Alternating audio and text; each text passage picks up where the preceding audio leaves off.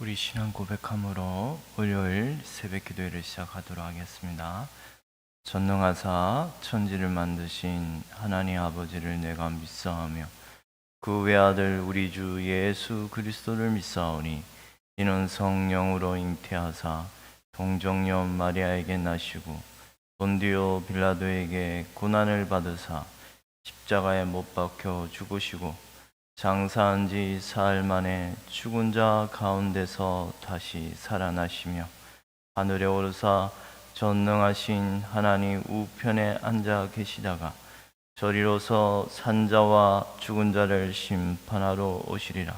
성령을 믿사오며 거룩한 공예와 성도가 서로 교통하는 것과 죄를 사하여 주시는 것과 몸이 다시 사는 것과 영원히 사는 것을 믿사옵나이다. 아멘.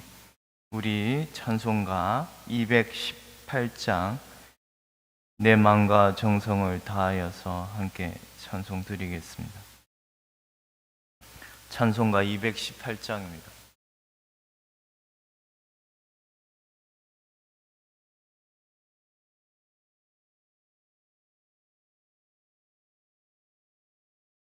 내 마음과 정성을 다하여서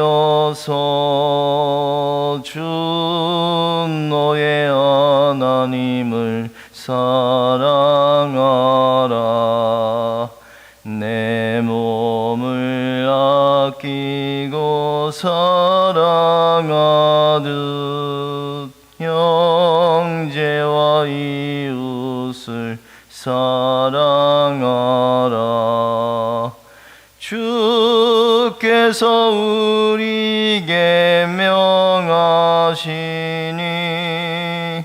그 명령 따라서 살아가리. 널 미워 해치는 원수라도 언제나 너그럽게 사랑하라. 널 핍박하는 자 위에서도 신실한 마음으로 복을 빌라. 주께서 우리에게 명하시니 그 명령 따라서 살아가리. 나 항상 주님을 멀리하고 형제를 사랑하지 못하였다. 이러한 죄인을 사랑하사 주께서 몸 버려 죽으셨다. 속죄 큰 사랑 받은 이 몸 내 생명 다 바쳐 충성하리. 아멘. 우리 성경 말씀 예레미야 49장입니다.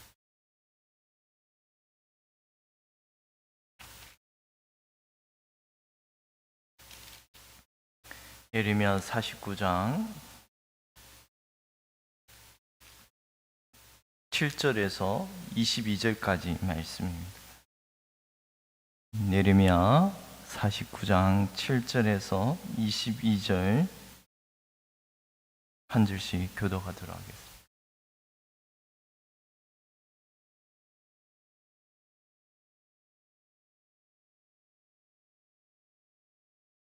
에돔에 대한 말씀이라. 만군의 여호와께서 이와 같이 말씀하시되 대만에 다시는 지혜가 없게 되었느냐. 명철한 자에게 측량이 끊어졌느냐. 그들의 지혜가 없어졌느냐.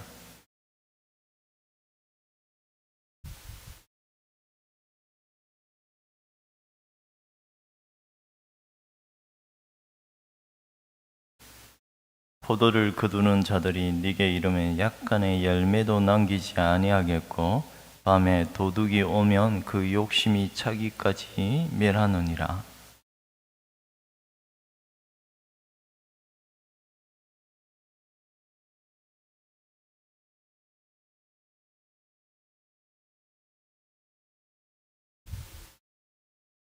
내 구아들을 버려도 내가 그들을 살리리라.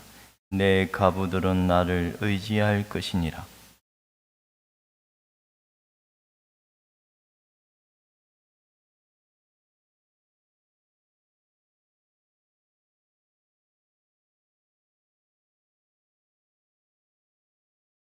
여호와의 말씀이니라. 내가 나를 두고 맹세하노니 보스라가 놀랜과 치욕거리와 항폐함과 저주거리가 될 것이요 그 모든 성읍이 영원히 항폐하리라 하시니라.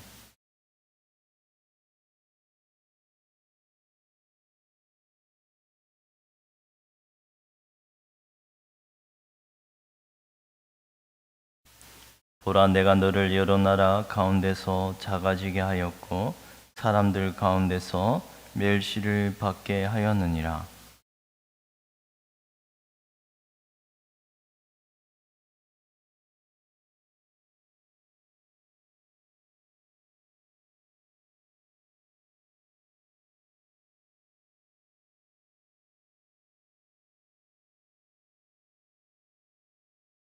에돔의 공포의 대상이 되리니 그리로 지나는 자마다 놀라며 그 모든 재앙으로 말미암아 탄식하리로다.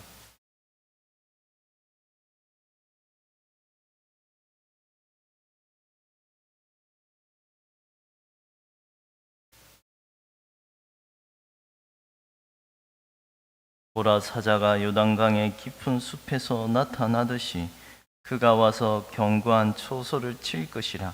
내가 적시 그들을 거기에서 쫓아내고 택한 자를 내가 그 위에 세우리니 나와 같은 자 누구며 나와 더불어 다툴 자 누구며 내 앞에 설 목자가 누구냐.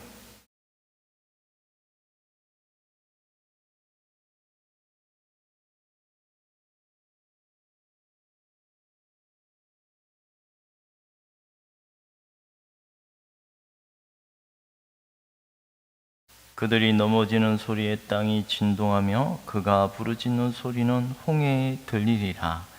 보라, 원수가 독수리같이 날아와서 그의 날개를 보스라 위에 펴는 그날에 에돔 용사의 마음이 진통하는 여인같이 되리라 하시니라.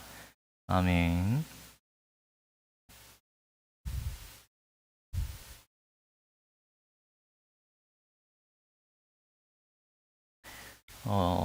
에돔에 대한 말씀이라. 만군의 여호와께서 이와 같이 말씀하시되 대만에 다시는 지혜가 없게 되었느냐. 명철한 자에게 책략이 끊어졌느냐. 그들의 지혜가 없어졌느니라. 이제 에돔 족속에 대한 심판의 말씀입니다. 예. 이 에돔은 모압, 암몬, 그리고 그 요단 동쪽 땅, 그런 남쪽 지역에 오늘 이 내용 보면은 항폐하게 되리라. 근데 그걸 하면서 수식어가 영원히 항폐하게 된다고 말해요. 지금 에돔의 나라는 없어졌습니다. 사라졌습니다. 그리고 그 나라를 이제는 통칭적으로 아라비아의 사막 항폐한 땅이 되어버렸습니다. 이 예언의 말씀이 성취가 되었습니다. 하나님이 에돔 족속을, 에돔은 누구입니까? 여러분 잘 알다시피 이삭에게서 쌍둥이가 태어나는데 하나는 야곱이요, 하나는 에서였습니다. 이 에서는 장자권을 멸시하고, 그 장자권이라는 말은 첫 태생으로 오는 이제 그 하나님의 복, 온 열방에 퍼질 하나님의 그 복음, 그것을 멸시하였다는 말과 같습니다. 그런 에서에게서 그 나온 족속이 에돔입니다. 에돔. 에서는 붉은 몸을 가지고 태어났지 않습니까? 그 말 자체가 에돔이라는 말입니다. 붉다는 말입니다. 모르겠습니다. 그 땅이 또 그 견고한 에돔 족속들이 그한 산골짜기며 견고한 성읍이 하나님께서 순식간에 바벨론의 군대에 의하여 독수리가 그 성읍을 보스라를 덮어버리는 것처럼 순식간에 멸망이 임할 것임을 알립니다. 먼저 7절에 지혜가 없게 되었느냐, 하나님께서 심판을 말씀하시면서 먼저 이 나라가 망하는 모습, 우리는 이 심판이 하나님의 이 심판, 에돔 족속에 대한 심판이 그 에돔 족속에만 해당이 되는 거 아닙니다. 여러분이 이 심판의 모습을 각 나라 열방을 향하여 다 말하지만 이것이 다 나중에는 여러분 예루살렘 멸망을 예언할 때 이 심판이나 지금 심판의 예언의 모습이 똑같이 적용이 됩니다. 독수리가 날개에 쳐서 순식간에 그 성읍을 덮는 것 같이 예루살렘을 덮어버리는 그 장면을 우리가 성경에 다 익히 듣고 있습니다. 그리고 그 성읍이 치욕거리가 조속거리가 되는 그 단어는 이 예루살렘 멸망에 적용되었던 모습입니다. 지나가는 사람이 기죽거리며 웃으며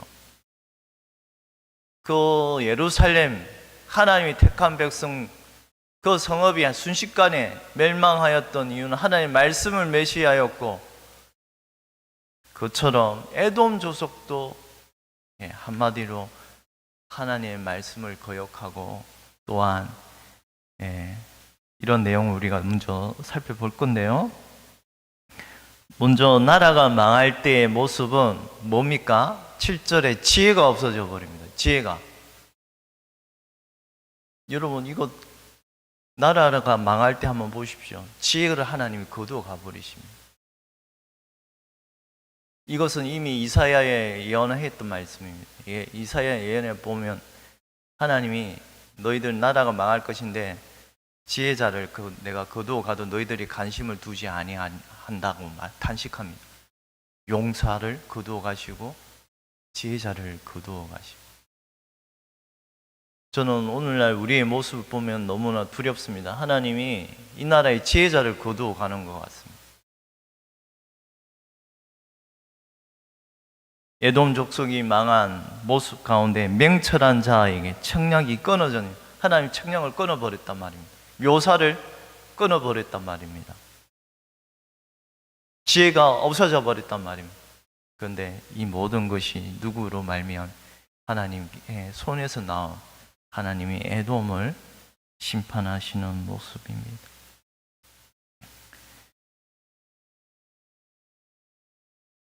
이처럼 하나님께서 반대로 이들은 아주 지혜로웠단 말이기도 합니다. 그죠? 하나님이 지혜를 거두어 가시기 전에는 이들은 지혜롭게, 근데 이들이 하나님께서 그 지혜를 심판하실 때니까 하나님이 지혜를 거두어 가셨다는 말입니다. 전에는 지혜가 철철 넘쳐 흘러서 그런 에돔이었지만 이젠 왜 그렇게 됐겠습니까? 교만. 오늘 나오는 말씀도 나중에 교만이라는 단어가 계속적으로 언급이 되는 단어가 교만입니다. 교만. 자랑, 교만, 오만 방자. 여러분 이 단어를 강조하는데 지나치지 않습니다. 여러분의 마음을 한번 살펴보십시오. 우리의 마음이 얼마나 오만방자한지, 늘 하나님의 말씀을 경외한다는 하나님 백성이 하나님의 말씀을 여러분 얼마나 멸시합니까? 우리가 하나님의 말씀을 정말 생명같이 지키고 살아갑니까?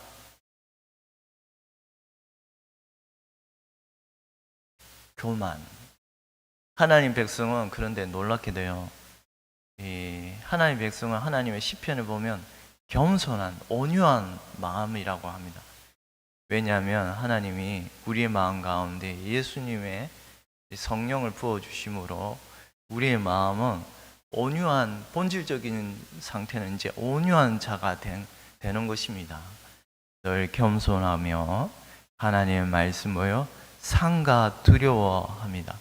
여러분이 애굽에 내린 심판 가운데서 우박을 내릴 때 그 이스라엘 신하 중에 하나님의 말씀을 두려워하여서 내일 우박이 임할 것인데 그 말씀을 듣고서 가축을 믿지 않는 애굽 신하들이 가축을 집안에 드리고 종들을 밖에서 안으로 집안에 드리는 그 일은 뭡니까?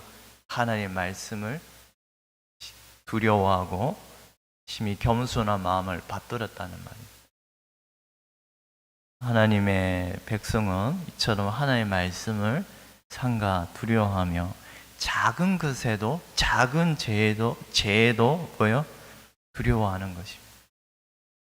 저는 제가 때로는 너무나 교만한지라 이런 때가 있습니다. 이 죄를 이거 보면 이게 이래도 되겠나? 죄를 범하였는데 여러분, 내가 과연 이래도 되나? 이런 마음은 신자에게서만 나타나는 모습입니다. 내가 이래도 되겠나? 모르겠습니다. 여러분은 저보다 더 신앙생활을 오래 하였고, 근데 더 위험한 이유는 이것이 습관적이 되어버리기 때문에 아무렇지도 않게 이 죄를 범하고서도, 이 작은 죄를 범하고서도 아무렇지 않게 생각하는 그것이 큰 문제라는 것입니다. 어느 한 목사님이, 노년에 있는 목사님이 고백하기를, 주일날 말씀을 제대로 전하지 못한 것에 대해서 마음 아파하면서 게을리하고 나태한 삶을 책망하면서 내가 과연 이래도 되겠나? 라는 고백을 그 한 노년의 목사님이 고백하시더라고요. 왜냐하면 너무나 습관적으로 그분은 이런 것에 대하여 배운 것에 대해 자책하면서 성도들 앞에서 책망하는 그 겸손한 모습을 저는 기억합니다. 여러분은 저보다 더 신앙생활을 많이 하였고 이제는 더 겸손한 자로 살아가야 합니다. 작은 죄에도 이런 8절입니다. 더단 줌이나 돌이켜 도망할지어다 깊은 곳에 숨을지어다 내가 에서의 재난을 그에게 닥치게 하여 그를 벌할 때가 이르게 하리로다. 이제 하나님이 찾아올 때가 되었단 말입니다. 이 벌하다는 말은 방문하다는 말입니다. 하나님이 우리를 찾아오실 때 기쁜 마음으로 찾아오야 할 것인데, 기쁜 마음으로 반가워하는 마음으로 찾아오야 할 것인데, 이 방문은 심판의 방문입니다. 똑같은 단어가 우리가 주님을 맞이할 때의 그런 맞이임은 참으로 구원의 맞음이지만 세상의 심판에 임할 그 방문은 마지막 최후의 심판의 방문이 되는 것과 같은 것입니다. 이 에돔에게 임한 주님의 방문은 하나님이 이제 때가 되어 심판할 때가 되었다고 말합니다. 하나님께서 에서에게 명철과 지혜를 끊어짐으로 이제 그들에게는 현저한 심판이 곧 임하여질 것을 알리고 있습니다. 다시 말합니다. 왜 그들은 이처럼 이런 심판을 당하게 되었습니까? 교만함으로. 저들은 교만하여서 이 교만한 마음은 그 지혜를 우둔하게 만들어 버립니다. 저들은 교만하여서 이젠 그 거처가 자기들이 가는 거처가 안전하다는 생각을 하게 되었습니다. 그들은 교만함으로 저들이 믿고 의지하였던 그 성읍이 안전하다고 그런 우둔한 생각에 빠졌습니다. 9절입니다. 포도를 거두는 자들이 내게 이르면 약간의 열매도 남기지 아니하겠고 밤에 도둑이 오면 그 욕심이 차기까지 멸하느니라. 이제 포도를 거두면 보통 이렇게 거두고 나서 조금 남기지 않습니까? 도둑이 들어도 도둑이 다 한꺼번에 살리면 싹쓸이 해갑니까? 아니지 않습니까? 도둑이라도 물건은 조금 남겨두는데 이 에돔에게 임한 심판은 이처럼 처참하게 하나도 남김이 없이 싹쓸이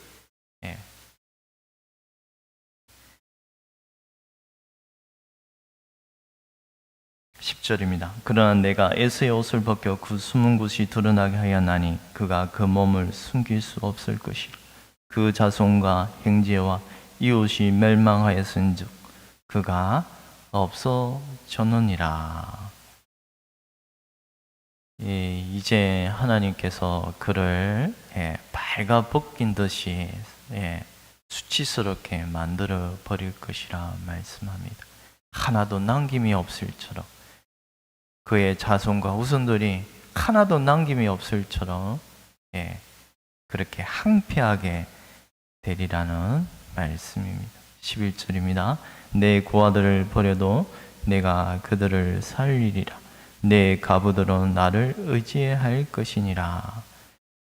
여러분, 고아와 가부, 여기에도 고아와 가부를 나옵니다. 고아와 가부는 뭡니까? 가장 비천한 자입니다.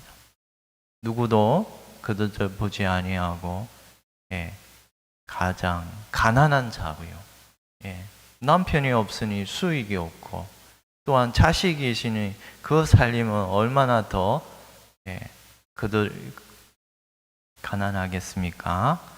그런 고아와 가부를 저들은 버렸다고 말합니다. 에돔 족속은 그들에게 관심도 가지지 않고 그 같은 민족이면서도 고아 가부를 돌보지 아니하였던 이것이 악한 마음입니다.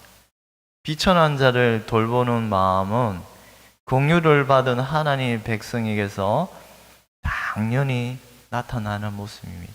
왜냐하면 우리가 그러한 자였거든요. 우리는 하나님의 은혜를 긍휼을 받은 자이기 때문에 하나님에게서 불쌍히 여김을 받은 자이기 때문에 이 마음을 이제 담게 됩니다.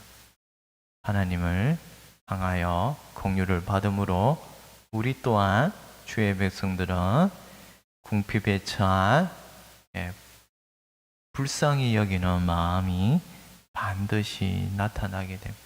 그러나 에돔은 자기 민족의 고아와 가부도 돌보지 아니하므로 그러나 하나님은 저들을 돌보신다고 말씀합니다. 이것은 우리의 모습이 또한 같습니다. 우리의 모습은 이처럼 고아와 가부와 같이 전에는 하나님께 버림을 받은 자였으나 비천한 자였으나 심령이 가난한 자처럼 그러한 자였으나 이제 하나님의 돌보심을 받는 하나님의 자녀가 되는 것입니다. 우리가 이러한 하나님의 은혜를 받은 자로서 하나님은 가부와 고아를 반드시 돌보시고 지키시는 이런 은혜를 나타내시되 내가 그들을 돌보고 그들은 나를 의지하게 될 것이다. 이것이 마음이 낮고 겸손한 자들의 모습입니다. 고아와 가부는 심령이 가난한 자와 같이 의지할 데가 없으나 오직 여호와 하나님만을 바라며 그분의 도우심의 손길을 간절히 바라는 자입니다. 이들은 하나님을 의지하게 되리라 라고 말씀합니다. 11절입니다. 12절입니다. 여호와께서 이와 같이 말씀하시니라. 보라, 술잔을 마시는 습관이 없는 자도 반드시 마시겠거든 네가 행부를 온전히 면하겠느냐. 면하지 못하리니 너는 반드시 마시리라. 하나님께서 이 술잔은 무엇입니까? 진노의 잔입니다. 반드시 마시게 하리라. 이 진노의 잔을 에돔에게 마시게 하실 것임을 알립니다. 13절입니다. 여호와의 말씀이니라. 내가 나를 두고 맹세하노니 보스라가 놀랜과 치욕거리와 항폐함과 저주거리가 될 것이요 그 모든 성읍이 영원히 항폐하리라. 이게 바로 이 예루살렘에 임한 심판의 단어가 그대로 에돔 족속에게 언급이 됩니다. 우리는 여기서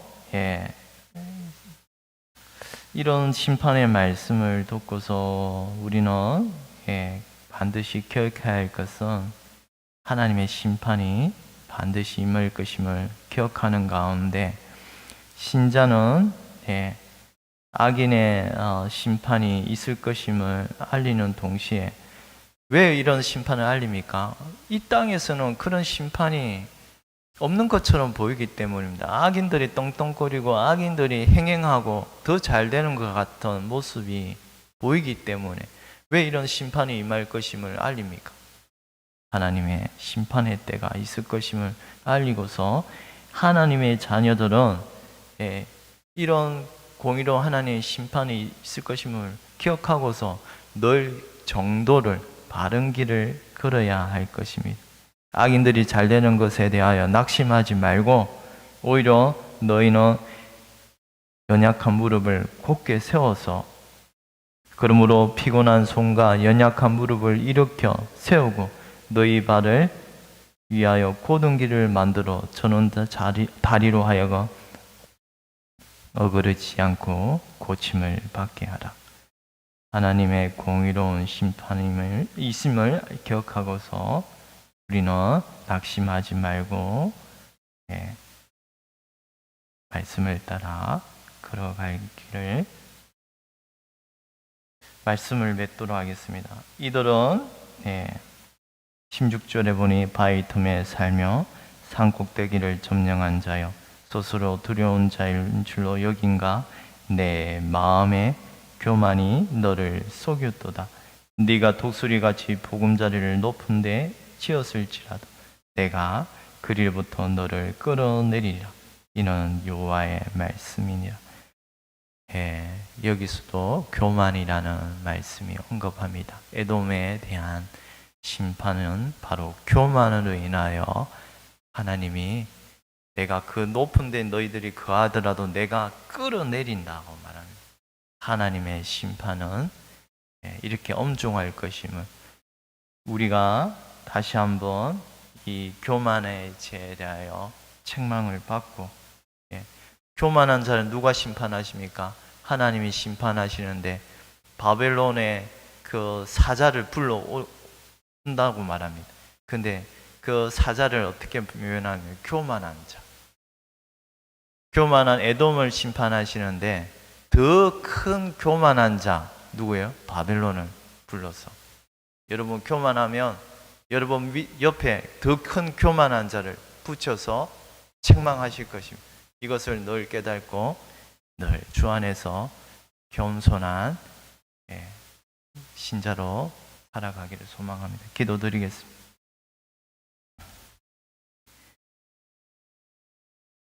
하나님 아버지, 에돔이 참으로 교만하였고 참으로 자기가 거한 그 높은 성읍에 거하면 안전하리라. 보스라 성읍이 너무나 견고하여서 튼튼하여서 어떠한 자들도 이 성읍에 올라오지 못할 것이라. 참으로 교만한 마음으로 살아갔던 그 에돔에게 하나님께서 내가 그 높은 데서 내가 너희를 끌어내리리라. 하나님의 엄중한 말씀을 저희로 듣게 하시고 책망하게 하시니 감사합니다. 하나님, 주의 백성에게 임한 하나님의 책망의 말씀이 잠시 슬플지라도 그것이 우리에게 양력이 되며 우리의 귀한 생명의 말씀임을 늘 기억하고서 하나님 우리의 마음 가운데 죄를 살피게 하여 주셔서 행여나 하나님 백성이 악을 행하며 악을 고집하고 있는 자가 있다면 그 교만한 마음에서 하나님께서 낮추어 주셔서 참으로 겸손하고 온유한 하나님의 마음을 품게 하여 주셔서 감사하고 이 모든 거 우리 주 예수 그리스도의 이름으로 기도드리옵나이다. 아멘. 하늘에 계신 우리 아버지여, 이름이 거룩히 여김을 받으시오며 나라의 임하옵시오며 뜻이 하늘에서 이루어진 것 같이 땅에서도 이루어지이다.